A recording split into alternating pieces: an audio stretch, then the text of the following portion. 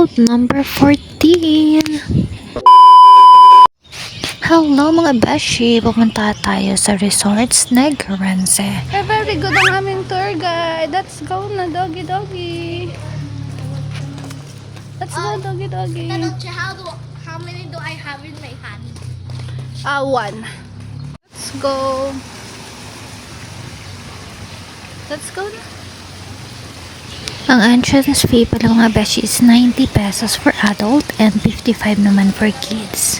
So mga beshi, ito pala yung page na may pool. So maraming pool nga pala dito sa Negrense, and then 2 parts siya dito na side, and then meron pa sa kabilang side. Later pupuntahan natin. Dito muna tayo sa tulay. Ito yung mahabang slide at pool to New Seaside Pool area. So, swimming pool view pa lang, napakaganda na. And then, ito yung kiddie pool area.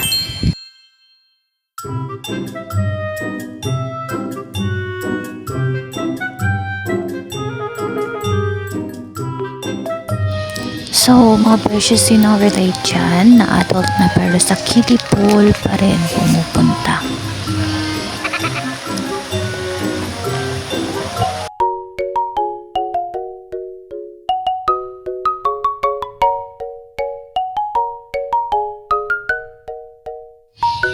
So, andito rin si SpongeBob and si Patrick.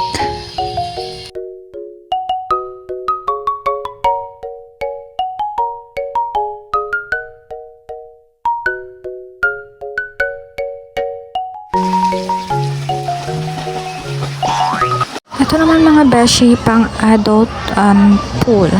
Tapos may karugtong pa siya sa kabila, mas malalim pa sa kabila. Ito tama lang yung lalim niya.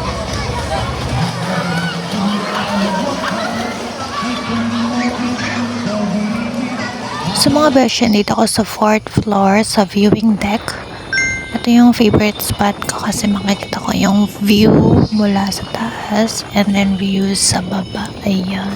And sobrang hangin dito sa taas. And then sa kabilang side, lagoon na siya mga beshi. So mga beshi, after ng video and picture, syempre bababa na kasi medyo mahangin, mahirap na, and baka dumami na yung tao dito mamaya, baka magtulakan pa, medyo madulas yung hagdan.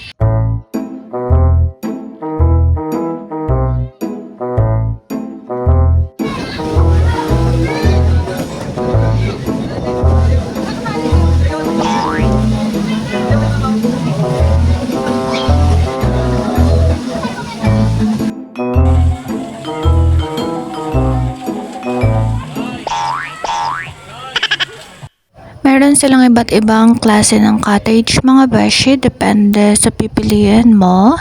And maganda ring mag-rent ng cottage if ever na gusto mo mag-stay ng maghapon or may occasion, birthday, or may mga foods or magluluto. And mga beshi, ito yung way papuntang Comedor Heritage Restaurant. Correct nyo na ako kung mali yung pronunciation, Comedor or Comdor.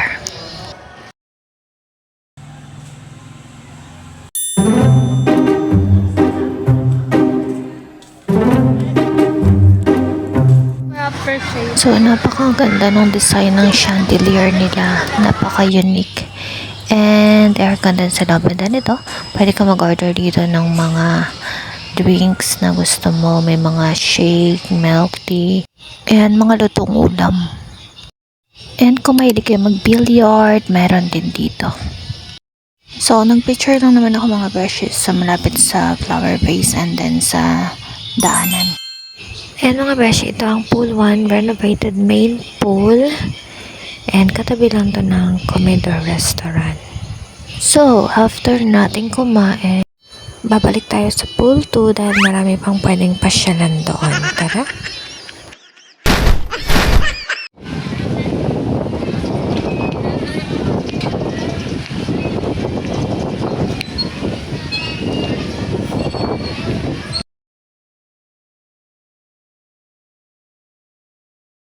Mga beshi, meron din ditong playground.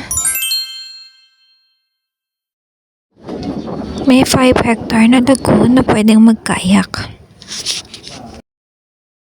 So, malapit sa entrance mga beshi, may forest pathway, may grotto, and then may zip line.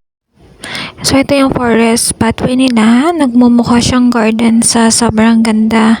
And ito naman yung office na pupuntahan mo if gusto mo magpa-reserve ng ticket in advance. So, ayun lang mga beshi. I hope you enjoy.